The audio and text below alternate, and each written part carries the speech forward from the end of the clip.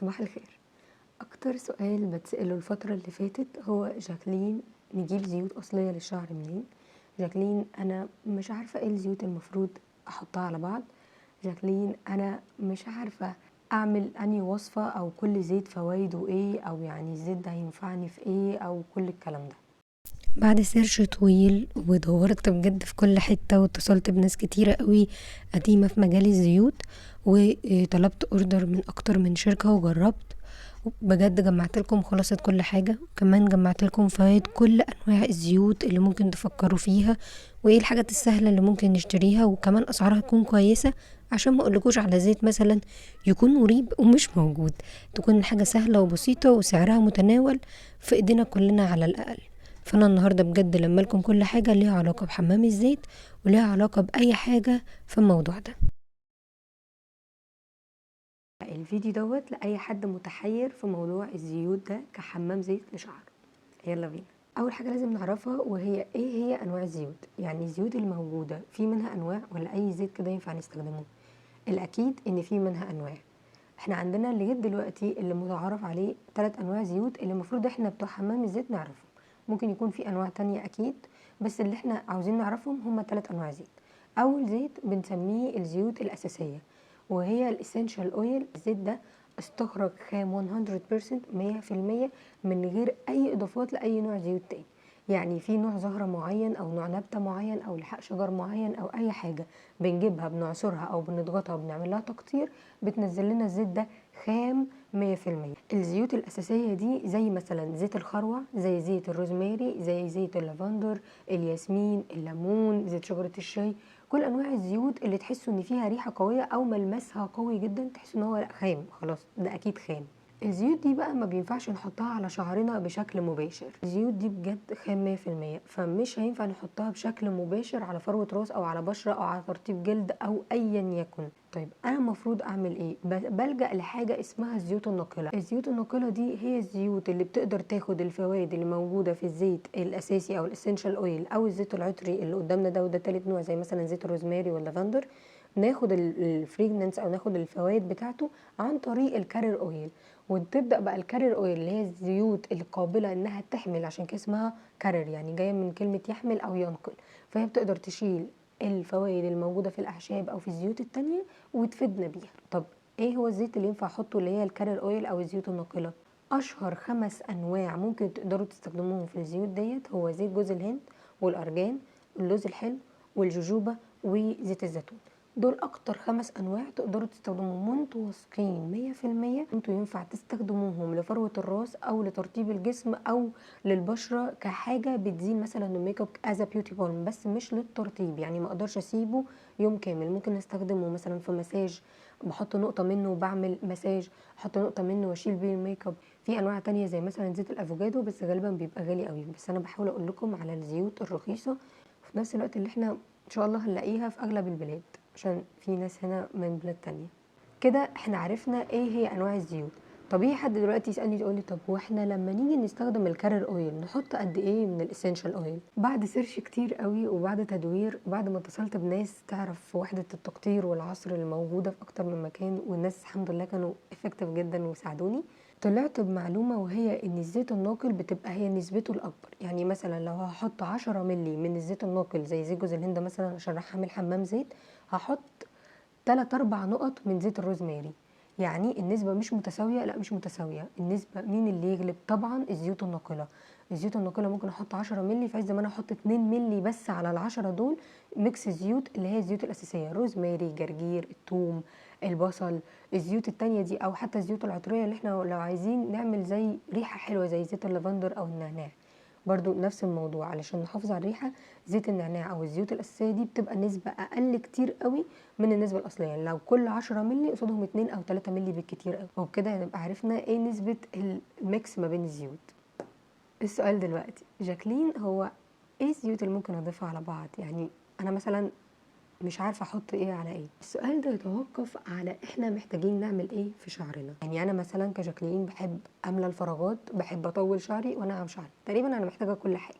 اكتر وصفه انا بحبها للموضوع ده هو زيت جوز الهند بعشق زيت جوز الهند في الترطيب وفي اللمعان وفي انه بيخلي الشعر فلافي كده مش ملزق، وكمان بيبقى فيه نسبة حماية من الشمس، فانا بحب زيت جوز الهند جدا.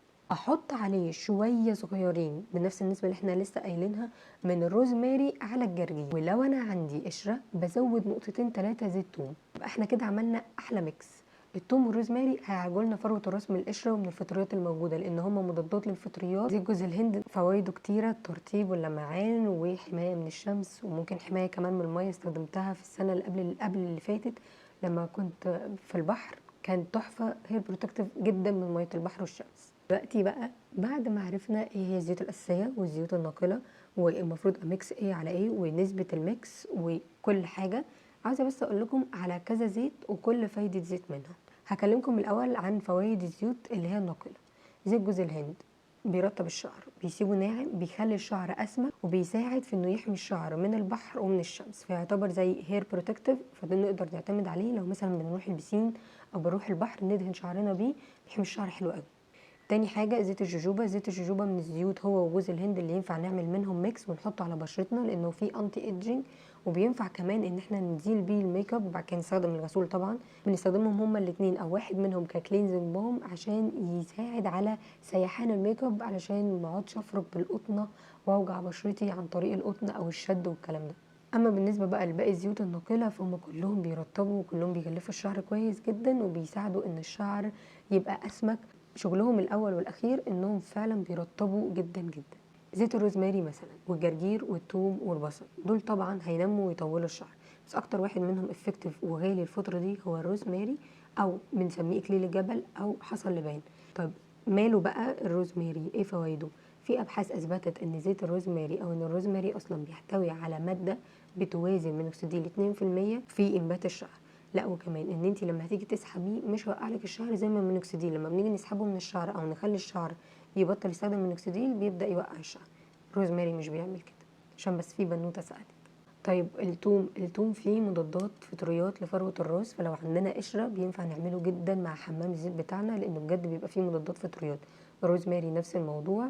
زيت البصل بينبت الشعر جدا، وزيت بذور البصل برضو بينبت الشعر جدا وبيساعد في تطليع شعر جديد. زيت الخروع حلو جدا بس هو من الزيوت الاساسيه، فبيضاف لزيوت مش اساسيه اللي هي الزيوت الناقله. يعني ممكن نضيفه مثلا على زيت جوز هند او زيت جوجوبا، حلو جدا في تنبيت الشعر، بس خلوا بالكم ان هو قوامه تقيل دايما، فممكن يسبب لنا في عمل قشره لو زودنا منه كميه، فدايما نحط منه نقطتين 3 كده من بعيد لبعيد. اخر حاجه بقى واللي تقريبا كلنا مستنيين نتكلم عنها، وهي نجيب منين زيوت يا جوج. انا النهارده جايبه لكم 3 براندات احسن من بعض، انا جربتهم ومبسوطه بيهم جدا، هقول لكم عليهم واللي انتوا تعرفوا تلاقوه جيبوه، وبامانه ربنا دي مش دعايه، انا دي حاجات انا جربتها وعجبتني. هحاول كمان اسيب لكم لينكات بتاعه التواصل مع الشركات دي في الديسكريبشن بوكس، وعشان تروحوا للديسكريبشن بوكس الموضوع سهل جدا، هتدوسوا على كلمه مور بعد تضغط عليها توصل لكم كل اللينكس او كل الحاجات اللي انا عاوزه اقول لكم عليها ومش بعرف اسيبها اثناء الفيديو. هرتبها لكم بالافضل بالنسبه لي انا كجاكلين، وهقول لكم كل براند ايه عيوبه وايه مميزاته. اول شركه عندنا، او هي مش شركه قوي، وخليني احكي لكم بالراحه كده وانا بوري لكم الزيوت اللي جبتها منها، هي ايه فكرتهم.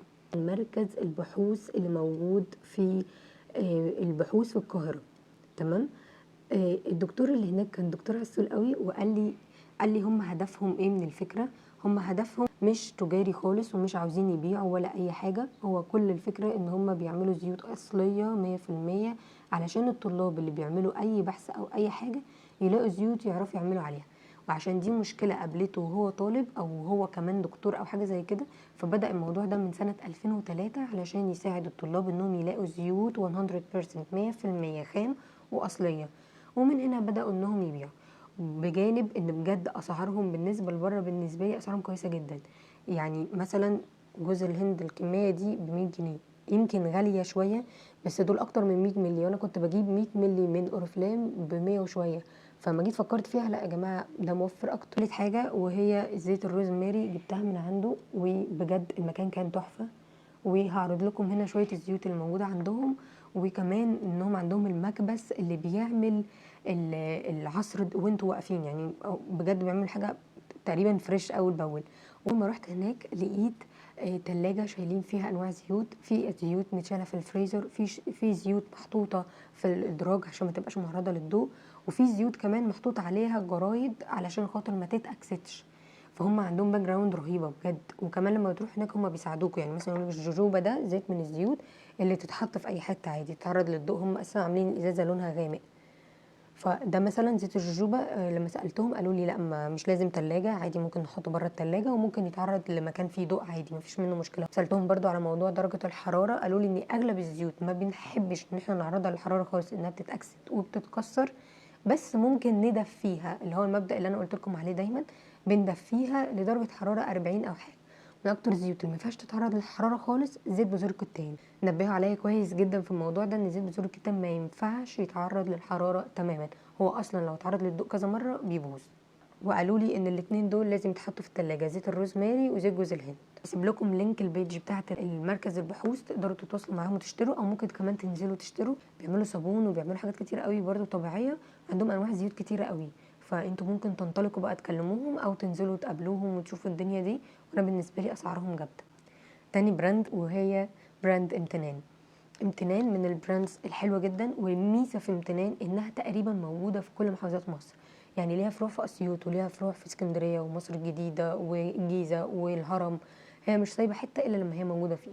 وكمان عندها اوبشن توصيل بالشحن، فانتوا بتقدروا تنزلوا تتفرجوا. برضه هسيب لكم شويه كده صور على فيديو صغير تقدروا تشوفوا الحاجات اللي موجوده عندهم. منزلين في شهر واحد الاوفر ده، اللي هم الاربعه دول مع بعض ب100 جنيه، 50 مللي من زيت الزيتون اللي هو الطويل اللي واقف في النص، و25 من الجوجوبا والجرجير والكاستر. مهمين جدا، وخصوصا الكاستر اللي هو الخروع، لاني بستخدمه في مسكرة الحواجب وشايفه نتيجه منه جامده. فالاوفر بالنسبه لي عسول قوي. البراندين دول بيتعصروا على البارد، فمضمونين 100% انهم خام وعسولين. تالت براند بقى هكلمكم عنها، وهي براند نيفرتاري. وده بامانه ربنا برضو مش دعايه. نيفرتاري انا جربته من عندهم جل الصبار، كان حلو جدا، بيرطب جدا، بستخدمه قبل الشيفنج، بستخدمه على شعري، بستخدمه لبشرتي لما بتبقى لسه مثلا ملسوعه او زيت كده طرطش على ايدي او كده، بحط منه، بجد حلو جدا. بس برضو ستيل عند رايي ان ارخص مكان واكتر مكان انا حاسه ان انا ضمناه هو مركز البحوث، بعديه على طول امتنان علشان متوفر في كل حته. اخر حاجه هو نيفرتاري عشان لو لقيتوه تقدروا تشتروا منه. الزيوت المعصوره على البارد احسن 100 مره من اي زيوت تانية. انا كده تقريبا قلت لكم على كل حاجه، اغلب الفوائد وازاي نجيب الزيوت ديت، وهسيب لكم لينك الاماكن دي في الديسكريبشن بوكس. لو عندكم اي سؤال او اي حاجه انا نسيت اقولها، يا ريت تقولوها لي في الكومنت عشان الحق ارد عليها اول باول. يا رب تكونوا اتبسطتوا واستفدتوا، واشوفكم في فيديو جديد. باي باي. صح، معلش، عشان في حد سالني على زيوت الحواج انا جبت منها زيت الروزماري، ما عجبنيش خالص، مش اوريجينال خالص. تقريبا اصلا جايباه معايا هنا عشان اوريه لكم، مش جايباه، اتس اوكي. لا، ما عجبنيش زيوت الحواج، مش حلوه، ما حسيتهاش خالص، مع ان مكتوب انها معصوره على البارد، بس اعتقد انها فيها اضافات تانية، يعني فيها زيوت تانية. في حد برضو سالني، انا كنت بستخدم الزيت ده من حراز، ده زيت الروزماري، ده كان جامد. الباكجينج بتاعته خطيره بجد، من الزيوت اللي بيصرفوا على الباكجينج قوي. بيبه ازاز يا جدعان، بيبه الازاز دي معروفه انها غاليه، بس معلش تافهه قوي. ماشي. الحراز بالنسبه لي امين في ان هو قال ان نسبه تركيز الزيت 1.5%. وخلوا بالكم لان الزيوت دي بجد بتعمل اريتيشن رهيب، اللي هي زيوت الاسنشن زي زيت الروزماري. اخويا في مره دخل هحكي لكم، في مره دخل فشافها هي ازازه شكلها عسول قوي، فقال لي ايه دي، راح فاتحها واخد نقطه منها. قلت له ده زيت. انا تعريف الروزماري بالنسبه لي الفتره دي زيت بيساعد على انبات الشعر، في ماده بتوازن مينوكسيديل 2%، ده اللي قلته. لقيته راح فركه وراح حطه على خده، واحنا قاعدين بامانه وهو بيفرك طلع له التهابات في خده. جماعه مش اي زيوت ينفع تتحط، بس كده. باي.